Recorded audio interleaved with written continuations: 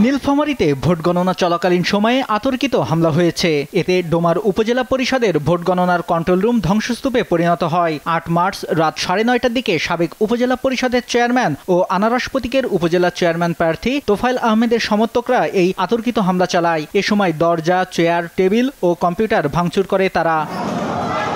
এ ঘটনায় পুলিশ সদস্য সহ কয়েকজন আহত হয়েছে। তাৎক্ষণিকভাবে 5 জনকে আটক করা হয়। মামলা প্রক্রিয়াধীন আছে বলে জানায় ডোমার থানা পুলিশ। ফলাফল যখন ঘোষণা শেষ পর্যন্ত পরাজিত প্রার্থীর কিছু উৎসুক উত্তেজিত জনতা একটা ঘটনা ঘটে, এখানে ভাঙচুর হয়েছে।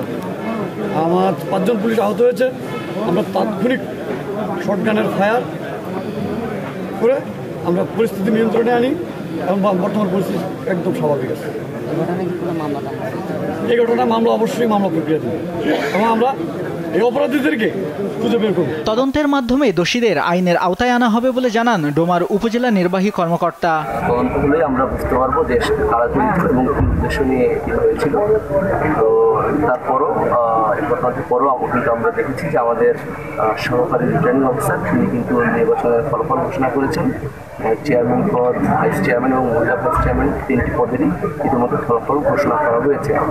আর এই মুহূর্তে পরিস্থিতি সম্পূর্ণ স্বাভাবিক হয়েছে। পরিস্থিতি স্বাভাবিক হলে ভোটের ফলাফল ঘোষণা করেন উপজেলা নির্বাচন অফিসার ও সহ রিটার্নিং কর্মকর্তা নূরে আলম। আমাদের আর কয়েকটা কিন্তু বাকি ছিল, যারা দূরবর্তী আসতে দেরি করছে। এটা এন্ট্রি দেওয়ার সময় এমন সময় কিছু শৃঙ্খল জনতা ধারণা করা হচ্ছে যারা হেরে গেছে তারা এসে আর কি আমাদের উপরে আক্রমণ চালালে আমরা আমাদের জীবনের নিরাপত্তার স্বার্থে আমরা বাদ নিরাপদ জায়গায় সরে যাই।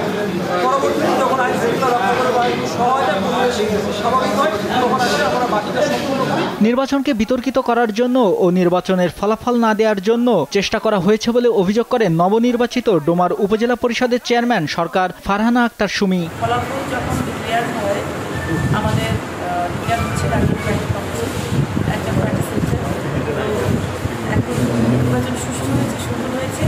এই নির্বাচনকে বিতর্কিত করার জন্য, প্রশ্নবিদ্ধ করার জন্য যারা জনগণের মধ্যে নাই, যারা জনগণের মধ্যে করতে পারে নাই, তারা এই নির্বাচনকে প্রতিনিধিত্ব চেয়েছেন এবং তারা কৌশলে নির্বাচনের রেজাল্ট যাতে না আসে এরকম একটা